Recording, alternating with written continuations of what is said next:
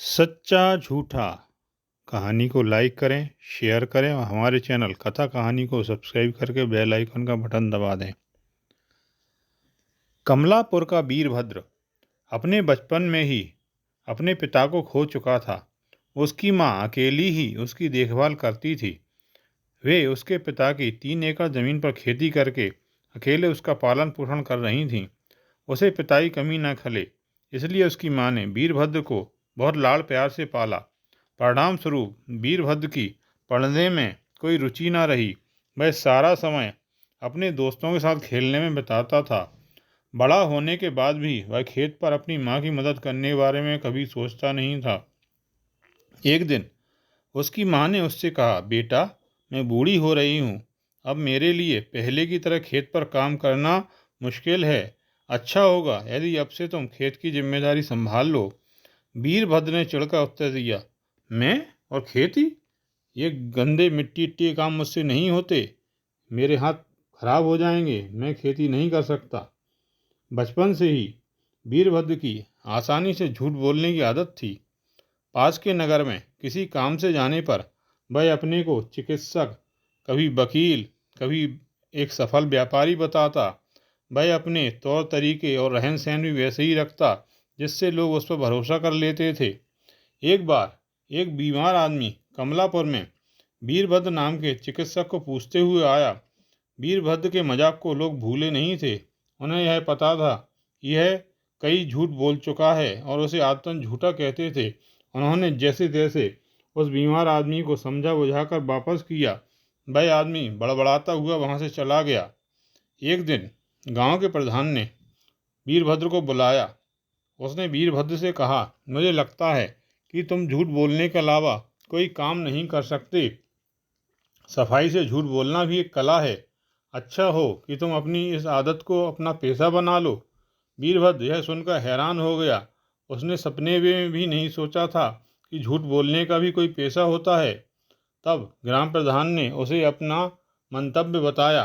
प्रधान का दामाद गोपाल नगर में एक प्रसिद्ध वकील था।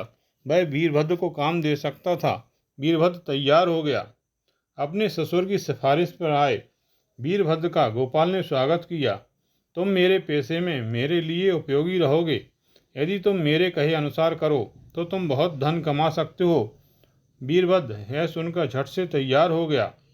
गोपाल कभी कभी मुकदमे को अपने मुवक्किलों के पक्ष में करने के लिए झूठे गवाहों का सहारा लेता था। उसने कई मुकदमों में वीरभद्र को अलग अलग नामों और वेशों में झूठे गवाह के रूप में उपयोग किया। वीरभद्र को तो पहले ही झूठ बोलने की आदत थी। अब वह मजाक में झूठ बोलने की जगह उससे धन कमा रहा था। एक बार गांव में अपनी माँ से मिलकर वापस नगर की ओर जा रहा था। रास्ते में वह एक धर्मशाला में रुका।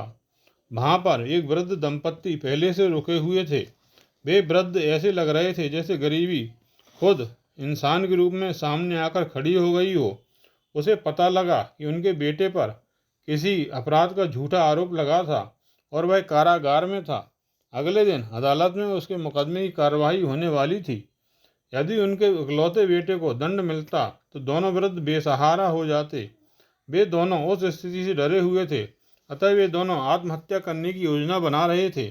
वे अंतिम बार अपने बेटे को देखना चाहते थे, अतः वे पैदल पैदल चलकर नगर में आ पहुँचे थे। उनकी दयनीय दशा देखकर वीरभद्र का मन पसीज गया। उसने उन्हें यह कहकर दिलासा दिया कि ईश्वर उनकी रक्षा करेगा और उन्हें हिम्मत नहीं हारनी चाहिए। फिर वह उन्हें अपने साथ लेकर गया और नगर तक छोड़ आया। अगले दिन जब वह अदालत पहुंचा तो उसने उस वृद्ध दंपत्ति को भी वहां पर देखा। उन्होंने उसे बताया कि उनके बेटे का मुकदमा भी चल रहा था और कटघरे में खड़े आरोपी की ओर इशारा किया।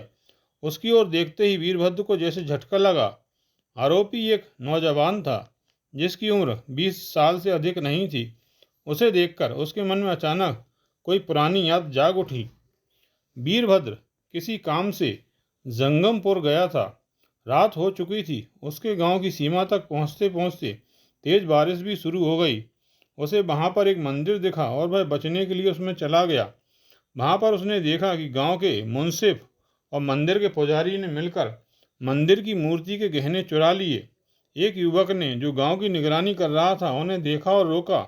वह कुछ समझ पाता उससे पहले ही मुंसिफ और पुजारी ने उस पर हमला करके उस पर यह आरोप लगाते हुए कि उसी ने गहने चुराए हैं, उसे मंदिर के खंभे से बांध दिया। उन्होंने एक रत्न उसकी जेब में रख दिया और बाकी के सभी गहने मूर्ति के नीचे एक गड्ढे में छुपा दिए। वीरभद्र, जो चुपचाप बैठा बैठा यह देख रहा था, यह सोचकर तुरंत वहां से चल दिया कि कहीं वह इसमें फंस ना जाए। अब वीरभद्र बहुत विचलित हो रहा था कि उसे इसी युवक के विरुद्ध खड़े होकर झूठी गवाही देना थी। अभियुक्त ने बयान दिया कि वह दोषी नहीं है और वे दोनों व्यक्ति ही असली अपराधी हैं। उन दोनों ने अपने बचाव में एक ही वकील खड़ा किया था और यह एक संयोग ही था कि वह वकील स्वयं गोपाल ही था। गोपाल ने वीरभद्र से कहा, तुम्हें अपनी गवाही से साबित करना है कि तुमने उस रात मंदिर में शरण ली थी और जब यह युवक चोरी करके भाग ही रहा था तब मुंसिफ और पुजारी को इसे पकड़कर बांधते हुए तुमने देखा था।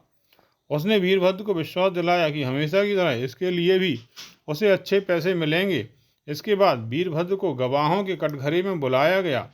वीरभद्र ने बारी बारी से अभियुक्त, उसके माता पिता, मुंसिफ, मंदिर के पुजारी और गोपाल की ओर देखा।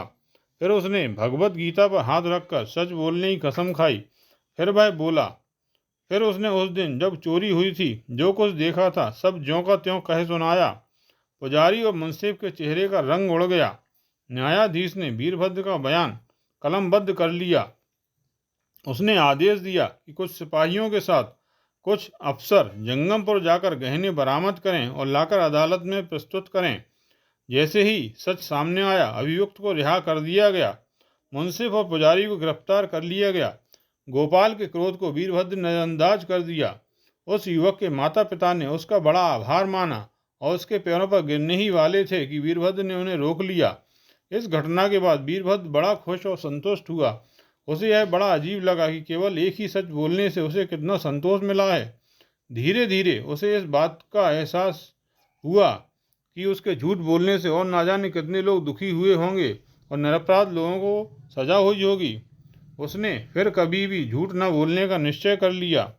वह जानता था कि इसके बाद गोपाल के पास उसके लिए कोई जगह न होगी और उसकी रोजी रोटी जाती रहेगी। परंतु उसे यह समझ में आ गया कि रोजी रोटी कमाने के लिए उसे झूठ नहीं बोलना है। उसने अपनी बूढ़ी माँ के पास जाकर खेती में मदद करने का निश्चय किया। यह सोचकर गोपाल अपना सारा सामान लेकर गांव की ओर रवाना हो गया। आपने यह कहानी ध्यानपूर्वक सुनी, इसके लिए धन्यवाद। आपको यह कहानी कैसी लगी कृपया कमेंट बॉक्स में जाकर लिखिए।